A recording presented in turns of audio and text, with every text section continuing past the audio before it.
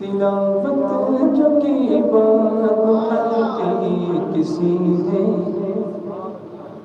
تلاوت جو کی بات کی کسی نے، تصور میں آتے ہو تم، بہت یاد آتے ہو تم، تصور میں آتے ہو تم آقا، بہت یاد آتے ہو تم، تصور میں آتے ہو تم آقا، بہت یاد آتے ہو تم، لبوں پر ہے قربان پھولوں کی نزاکت، تو عارض سے مانگی ہے پھولوں نے نکہت، گلستان کی ہر کلی بولتی ہے،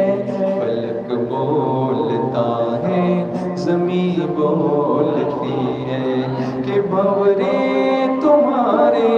ترانے سنائے، کہ بھنورے تمہارے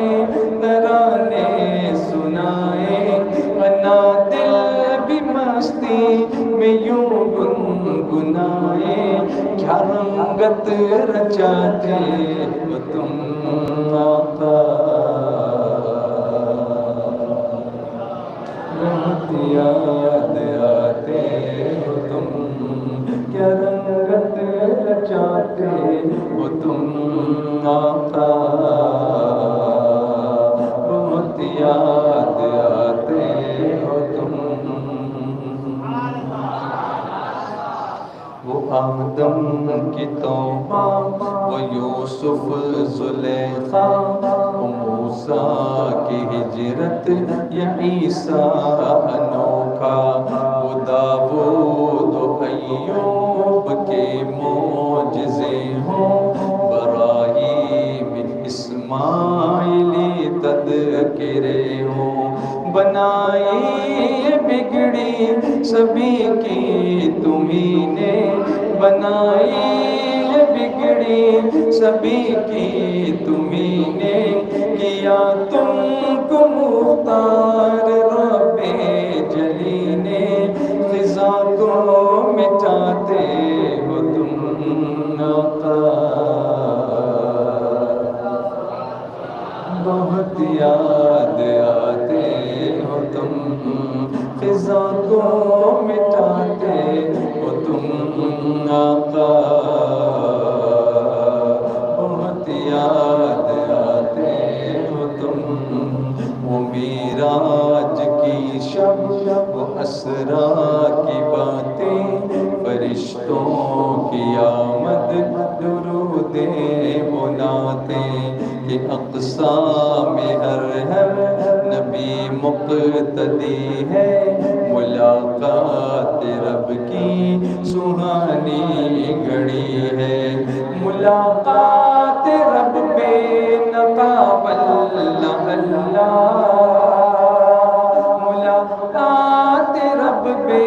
نقاب اللہ اللہ،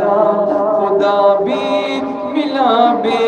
حجاب اللہ اللہ، کیا اعزاز پاتے ہو تم آقا،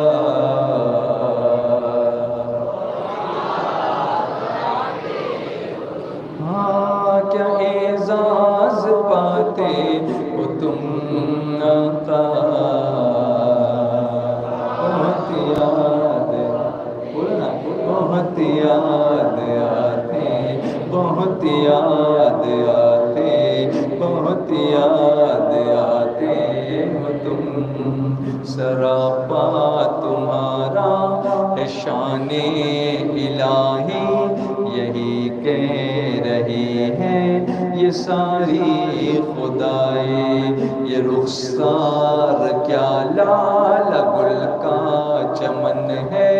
یہ زلفیں نہیں راتوں کی انجمن ہے، وہ عنوان اب تم میری زندگی کا، کہ ایجاب میری بندگی کا دلوں میں سماتے ہو تم آقا،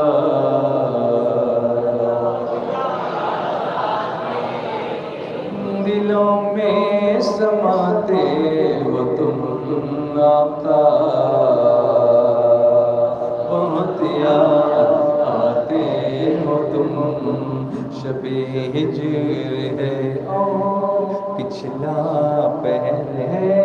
چلے آؤ دیدار وہ دل منتظر ہے، تمہیں ایک خستہ جگر تک رہا ہے، امین حزی شوق میں جگ رہا ہے، ملیح عرب تم نقاب اب الٹ دو، ملیح عرب تم نقاب اب الٹ دو، میرے زخم دل کی نمک پاشی کر دو، یوں ہی آزماتے ہو تم آقا، بہت یاد آتے ہو تم، تلاوت جو کی بات دعا کی کسی نے، تلاوت جو کی بات دعا کی کسی نے، تصور میں آتے ہو تم آقا،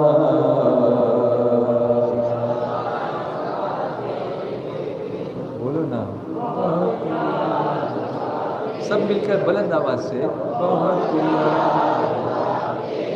بہت بہت یاد آتے ہو تم،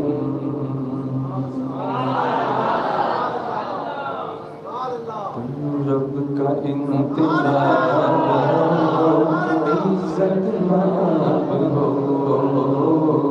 تم رب کا انتخاب ہو،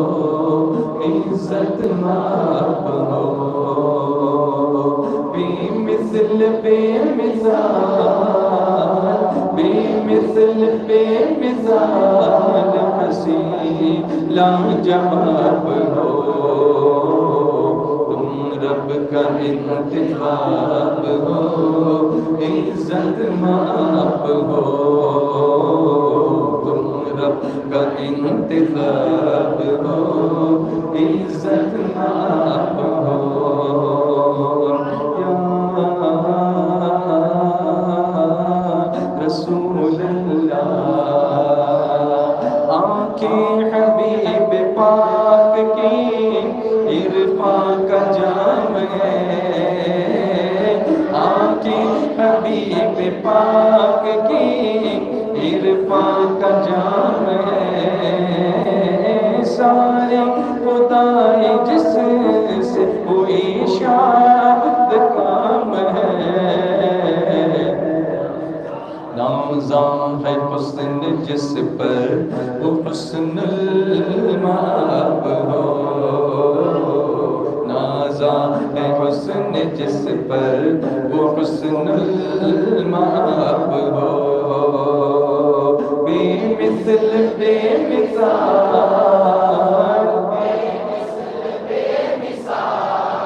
حسین لاجواب ہو، تم رب کا انتخاب ہو،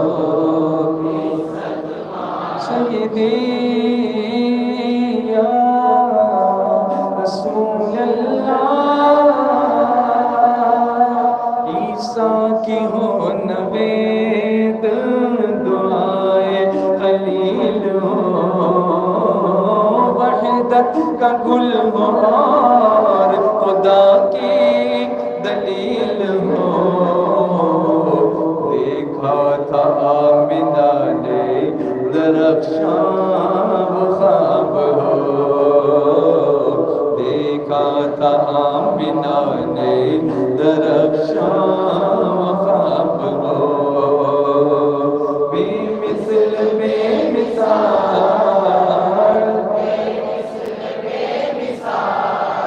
حسین لاجواب ہو، تم رب کا انتخاب ہو،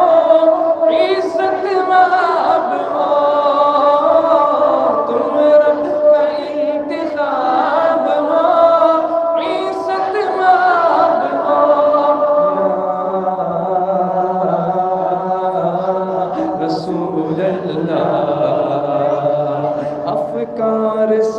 سجدہ ریز ہیں، الفاظ ہیں ختم، افکار سجدہ ریز ہیں، الفاظ ہیں ختم، لکھوں میں تم کو کیا میرا چلتا نہیں قلم، عنوان سب ختم ہے تم ایسی کتاب ہو، عنوان سب ختم ہے تم ایسی کتاب ہو،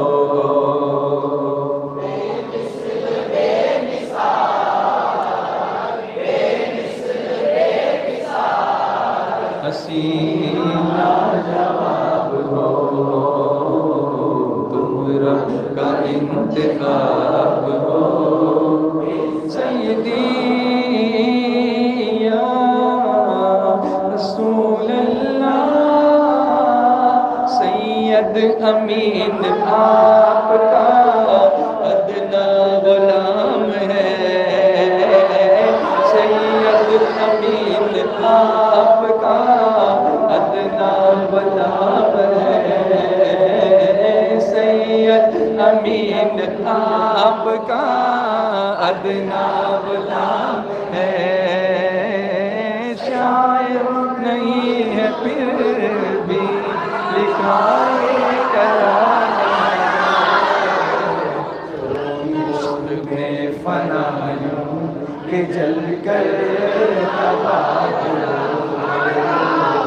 ہو، عشق میں فنا یوں کہ جل کر تباہ ہو، بے مثل بے مثال، بے مثال حسین لاجواب ہو، تم رب کا انتخاب ہو، عزت مآب ہو،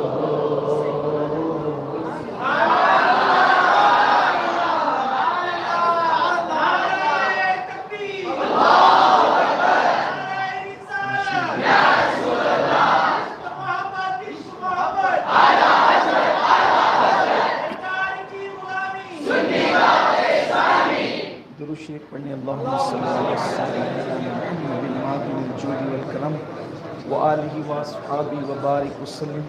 صلاۃ و سلام علیک یا رسول اللہ صلی اللہ علیہ وسلم۔ ہمیں 10:30 بجے یہ پروگرام ختم کر دینا ہے، اور میں نے برادر کبیر مداح رسول بلبل باغ مدینہ الحاج قاری محمد رضوان خان صاحب سے گزارش کی تھی کہ آپ ہی پڑھ دیں، لیکن انہوں نے مجھے کھڑا کر دیا، بلکہ ان کو میں نے پڑھنے کے لیے کہا تو انہوں نے مجھے ہی پڑھوا دیا، حالانکہ میری آواز ایسی نہیں ہے کہ میں نعت خوانی کہ وہ جو نعت خوانی والی آواز ہے بلبلوں کی طرح وہ آواز میرے پاس نہیں ہے، لیکن ان کی محبت ہے۔ چونکہ وقت پہ ہمیں پروگرام ختم کرنا ہے، میں نعت شریف کی محفلی کے متعلق ایک بات عرض کر کے اپنی بات کو مکمل کرتا ہوں۔ حضور اکرم صلی اللہ علیہ وآلہ وسلم کی دیدار کی خواہش اور حضور علیہ السلام کی زیارت کی تمنا ہر مسلمان کو ہے، اور دیدار مصطفیٰ اور قرب مصطفیٰ جان رحمت صلی اللہ علیہ وآلہ وسلم کے لیے نعت خوانی اور درود شریف کی کثرت سے بہتر کوئی عمل ہے ہی نہیں۔ اگر کوئی قرب رسول صلی اللہ علیہ وآلہ وسلم چاہتا ہے تو وہ کثرت سے درود شریف پڑھے اور کثرت سے نعت شریف پڑھے۔ جتنی کثرت کے ساتھ نعت خوانوں کو دیدار رسول ہوا ہے، تاریخ میں اٹھا کر کے دیکھ لیں، اتنی کثرت کے ساتھ کسی کو نہ دیدار رسول نصیب نہیں ہوا۔ حضرت شیخ سعدی شیرازی کو دیکھیں، علامہ عبد الرحمن جامی کو دیکھیں، اسی طریقے سے حضرت کفایت علی کافی مراد آبادی کو دیکھیں، ہمارے امام اہل سنت امام احمد رضا خان محدث بریلوی کو دیکھیں، ہمارے دادا مرشد حضور سیدی حضور مفتی اعظم رحمۃ اللہ تعالی علیہ کو دیکھیں۔ اسی طریقے سے ایک طویل سلسلہ ہے دیدار رسول صلی اللہ علیہ وآلہ وسلم کا۔ تو جس نے بھی نعت لکھی یا نعت پڑھی، حضور علیہ السلام کا قرب اس کو نصیب ہوتا ہے۔ بلکہ اگر اہل بیت اطہار کی شان میں کوئی چند اشعار لکھ دے، امام یوسف نبہانی اپنی کتاب سعادت الدارین میں لکھتے ہیں کہ ایک شاعر صاحب تھے،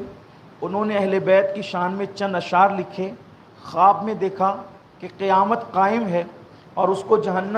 جہنم میں لے جایا جا رہا ہے، فرشتے لے جاتے ہیں، اللہ فرماتا ہے اس نے میرے محبوب کی اہل بیت کی شان میں چند اشعار لکھے ہیں، تم اس کو جہنم میں کیسے لے جاؤ گے؟ میں نے اسے بخش دیا۔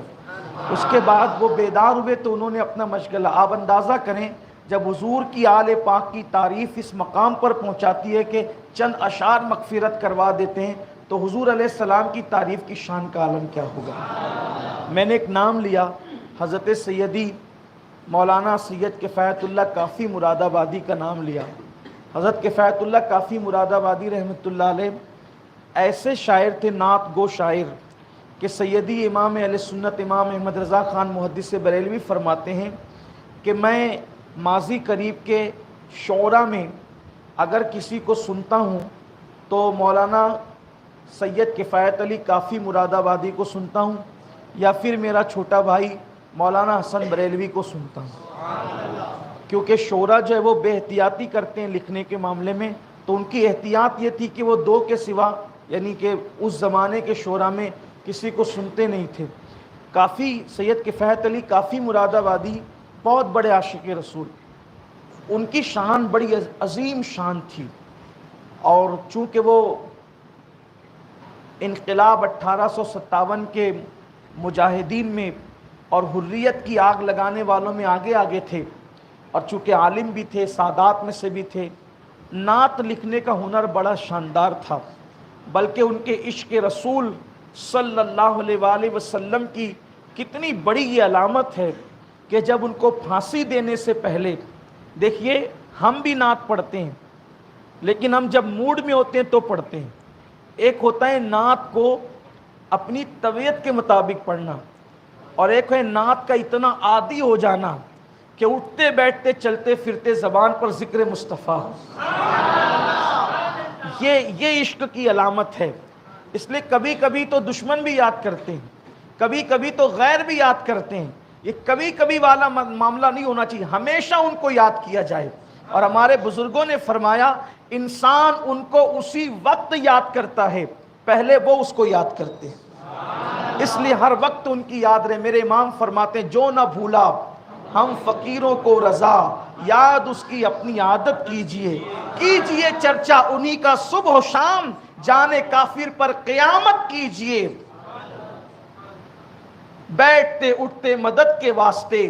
یا رسول اللہ کی کثرت کیجئے، شرک ٹھہرے جس میں تعظیم حبیب اس برے مذہب پہ لعنت کیجئے۔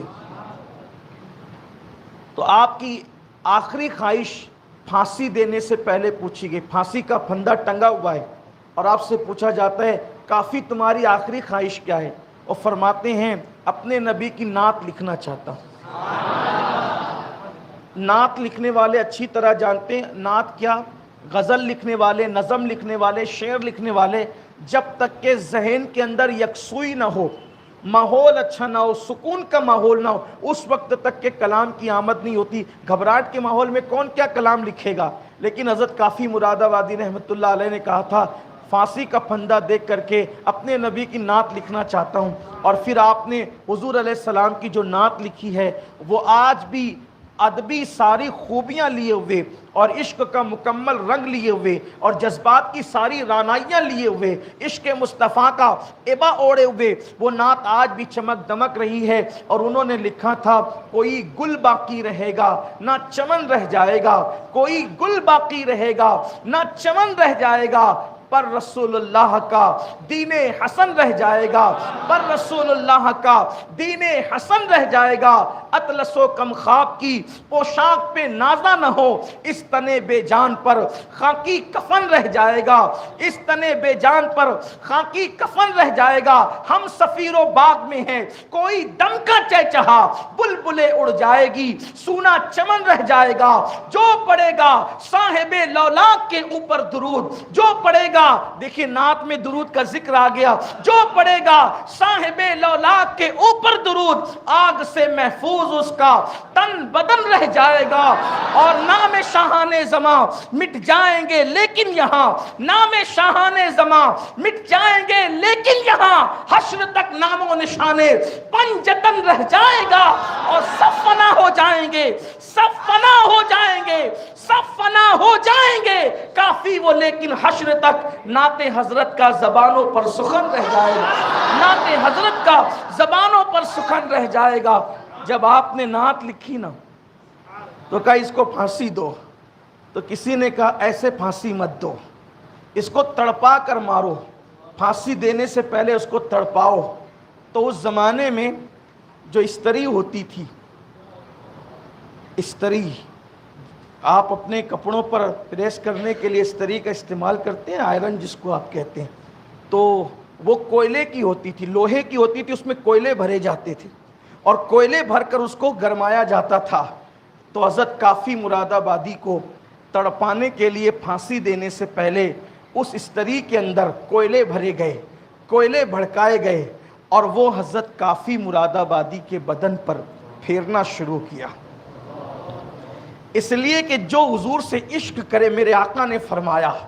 جو مجھ سے اور ہم سے عشق کرتا ہے، مجھ سے اور میری اہل بیت سے، ہم اس کو آزماتے ہیں، اور مصیبتیں ان کے پاس ایسی دوڑ کر جاتی ہے جیسے نشیب کے اندر پانی جاتا ہے، پانی جیسے گڑھے کی طرف کیسے نچلی تہہ میں کیسے بہتا ہے، ویسے عاشقان رسول کی طرف مصیبتیں بڑھتی ہیں، ان کو آزمایا جاتا ہے۔ تو حضرت کافی مراد آبادی کو استری میں آگ بھر کر، وہ لوہے کی استری آپ کے بدن پر جب چلائی جا رہی تھی تو کافی تڑپ گئے، جب تڑپے تو عالم بیداری میں حضور کا دیدار نصیب ہوا۔ حضرت کافی کو، کافی مراد آبادی جیسے نعت خواں کو عالم بیداری میں حضور کا جلوہ نظر آیا، تو کافی رو کر کہتے ہیں آقا بہت دیر کی، یا رسول اللہ بہت دیر ہو گئی، یا رسول اللہ بہت دیر ہو گئی، اگر مجھے پہلے پتہ چلتا نا کہ بدن پر استری پھروانے سے آپ کا دیدار ہوتا ہے تو میں یہ کام اور جلدی کر لیتا تاکہ دیدار یار اور جلدی سے نصیب ہو جائے۔ تو یہ ہے عاشقوں کی داستان۔ ہمیں بھی چاہیے کہ نعت خوانی کو جو ہے ہم فیشن کے طور پہ نہ کریں، رسم کے طور پہ نہ کریں، بلکہ عشق کے وظیفے کے طور پہ کریں۔ اللہ تعالی ہم سب کو توفیق دے، اور جتنے ہمارے نعت خواں اور بالخصوص ہمارے بڑے بھائی بلبل باغ مدینہ اور تمام مداحان رسول کو اللہ صحت و سلامتی کے ساتھ عمر خضر عطا فرمائیں، اور نعتوں کی محفل اسی طرح سلامت رکھے۔ خدا اہل سنت کو آباد رکھے، محمد کا میلاد ہوتا رہے گا۔ السلام علیکم ورحمۃ اللہ۔